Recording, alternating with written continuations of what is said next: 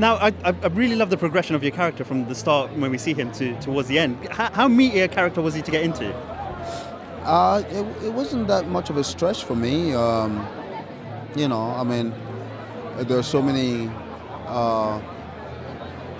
dignified kings that we can play out of Africa. There's so many, And but one I leverage, one from my own country.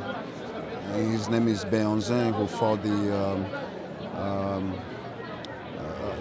the oppression for quite some time. But it's a fantasy story, and so therefore I had the luxury of really, flying and with the story wherever it would take me, Mm-hmm.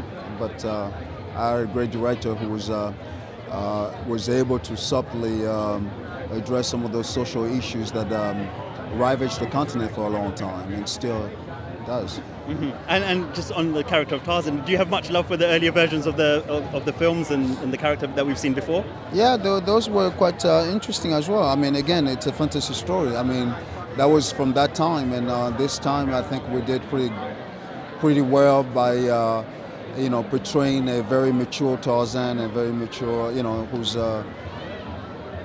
and certainly those essence, those subtle social messages are the more, that's big for me. That's that speaks volume of for the continent.